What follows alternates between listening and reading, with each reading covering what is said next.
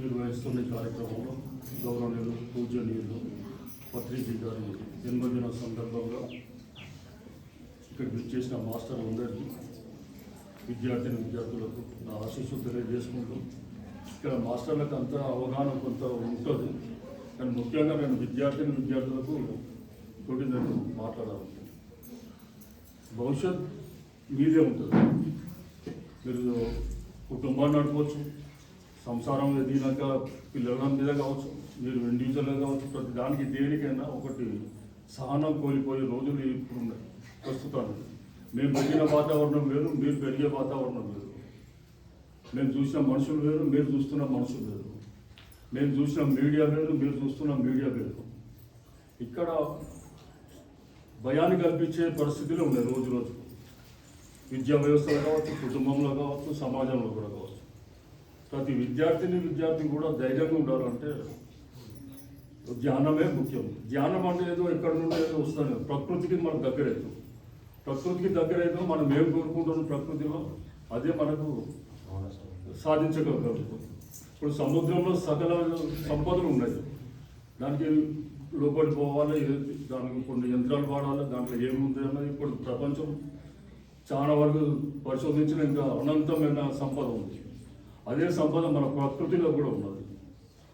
ప్రకృతి భూమి అంటే 3 సముద్రం ఉంది, మనం ఒక భాగం ఉన్నాం. ఇందులో నువ్వు ఏది కోరుకుంటే అదే. మీరు ఎగ్జామ్ రాసే ముందు లేకుంటే మీ ఇంట్లో ఏదో కష్టం వచ్చింది, 5 నిమిషాలు 10 నిమిషాలు మీరు శ్వాస మీద ధ్యాస పెట్టి నాకు ఇదైతే బాగుంటుందని మీరు కోరుకోండి, డెఫినెట్గా అవుతుంది. చాలా ఉదాహరణలు ఉన్నాయి, చాలా అంటే చాలా ఉదాహరణలు ఉన్నాయి. ఇదో మ్యాజిక్ అనిపిస్తుందో చింకేమనుకో. దీన్ని మీరు అలవాటు చేసుకుంటూ పోతే రేపు వచ్చే మీ జీవితంలో చాలా కష్టాలు కావచ్చు, కొన్ని ఛాలెంజ్లు కావచ్చు, మీ వృత్తిరీత్యా కావచ్చు, రేపు డాక్టర్ కావచ్చు, రేపు ఇంజనీర్లు కావచ్చు, ఇంకో వ్యాపారవేత్తలు కూడా కావచ్చు. దానికి ఒక స్టెబిలిటీ అన్నది మీ దాంట్లో ఏర్పడుతుంది. మీరు దీన్ని అలవాటు చేసుకోండి.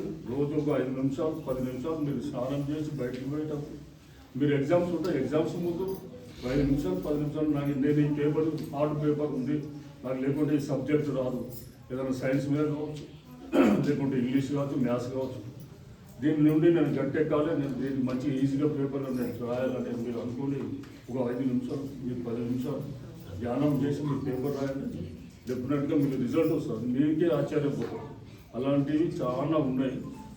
మేము నా నుండి అయితే నేను ఇదే కోరుకుంటున్నా. మీరు శాకాహారం అయితే టోటల్గా మాంసాహారాన్ని బంద్ చేసి ఇంట్లో మీరు కానీ మీ కుటుంబ సభ్యులు కానీ ప్రోత్సహించండి. వాళ్ళకు కూడా శాకాహారం మరణించండి. ఎవరన్నా మాంసాహారం తినేవారు బంద్ చేయించి మీరు దీంట్లో ముందుకు పోతే భవిష్యత్తు మీదేముంటుంది. ఎక్కడో ఎవరో అమెరికాలో ఇప్పుడు జాబులు లేకుంటే ఇతర దేశాల్లో శ్రమలు అవసరం లేదు. మన భారతదేశంలో మన దగ్గర సకల సంపదలు ఉన్నాయి.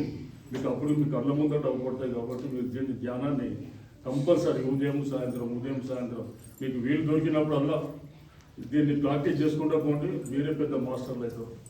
మీరే ప్రపంచాన్ని నడిపే శక్తి మీలో వస్తుంది. కాబట్టి దీన్ని ఒకటి అవగాహన చేసుకోవాలని, ఇది పిరమిడ్ అంటే ఏదో ఏమో జరుగుతుంది ఏమో అవుతుంది అన్నది కాదు. మీరు ఇంట్లోకి వచ్చినప్పుడు మీరు ఇంట్లో కూర్చోండి. తర్వాత మీకు పిరమిడ్ కావాలంటే జనగాంలో ఉన్నాయి, ఇక్కడ ఉన్నాయి, మీ చుట్టుపక్కల ఎక్కడ ఉంటే అక్కడ కూర్చోండి. మీరు కూర్చున్నప్పుడు నా మీద పిరమిడ్లోనే కూర్చొని ధ్యానం చేస్తున్నట్టు ఫీల్ అయ్యి మీరు అట్లా చేయండి. తప్పకుండా రిజల్ట్ వస్తుంది. దీన్ని నుండి మీరు చాలా పాఠాలు నేర్చుకోగలుగుతాం. కాబట్టి దీన్ని ఫాలో కావాలని మీకు నా ఆశీస్సులు తీస్తూ